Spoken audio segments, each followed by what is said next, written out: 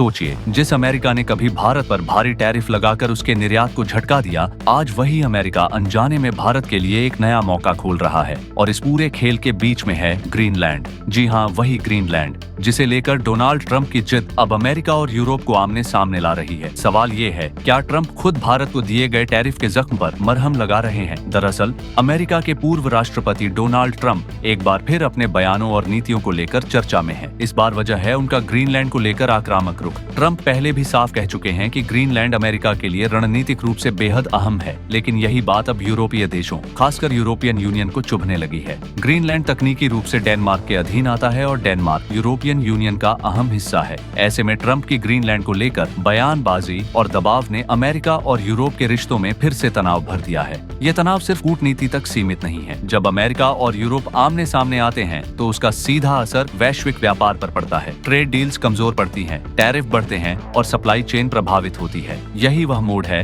जहां भारत की एंट्री होती है। पिछले कुछ सालों में भारत को अमेरिकी टैरिफ की वजह से नुकसान उठाना पड़ा। कई भारतीय उत्पादों पर ज्यादा शुल्क लगाया गया, जिससे भारत का निर्यात प्रभावित हुआ और कंपनियों को नए बाजार तलाशने पड़े। अब अगर अमेरिका और यूरोप के बीच व्यापारिक रिश्ते बिगड़ते हैं तो यूरोप को नए भरोसेमंद सप्लायर्स की जरूरत पड़ेगी। विशेषज्ञों का मानना है कि ऐसी स्थिति में यूरोपीय बाजार एशिया की ओर ज्यादा झुकेगा और एशिया में भारत एक मजबूत विकल्प बनकर उभर सकता है। भारत की मैन्युफैक्चरिंग क्षमता, कम लागत और तेजी से बढ़ता इंफ्रास्ट्रक्चर उसे इस रेस में आगे रखता है। भारत पहले से ही textile, pharmaceuticals, engineering goods, chemicals और ऑटो पार्ट्स जैसे सेक्टर में अच्छी पकड़ रखता है। अगर यूरोप के साथ व्यापार बढ़ता है तो इसका मतलब होगा नए ऑर्डर, नए बाजार और निर्यात में तेजी। यही नहीं, इससे उन नुकसानों की भी भरपाई हो सकती है जो कभी अमेरिकी टैरिफ की वजह से हुए थे। यानी जिस टैरिफ ने भारत को चोट दी थी, उसी चोट को भरने का रास्ता अब ट्रंप की नीतियां खोल सकती हैं। लेकिन ग्रीनलैंड सिर्फ एक भूभाग नहीं है, यह रणनीति, संसाधनों और भविष्य की राजनीति का केंद्र है। ग्रीनलैंड में रेयर अर्थ मिनरल्स हैं जो आधुनिक टेक्नोलॉजी, रक्षा और इलेक्ट्रिक व्हीकल इंडस्ट्री के लिए बेहद जरूरी हैं। इसके अलावा ग्रीनलैंड पर नियंत्रण का मतलब है आर्कटिक रीजन में मजबूत पकड़। यही वजह है कि अमेरिका इसे रणनीतिक नजर से देखता है, जबकि यूरोप इसे अपनी संप्रभुता और सुरक्षा से जोड़कर देख रहा है। इस टकराव ने भू राजनीति और व्यापार को सीधे तौर पर जोड़ दिया है। भारत इस पूरे विवाद में किसी एक पक्ष का हिस्सा नहीं है, लेकिन व्यापारिक मोर्चे पर भारत को अप्रत्यक्ष फायदा मिल सकता है। अगर अमेरिका और यूरोप के रिश्ते और बिगड़ते हैं तो भारत के लिए निर्यात बढ़ाने का एक बड़ा अवसर खड़ा हो सकता है।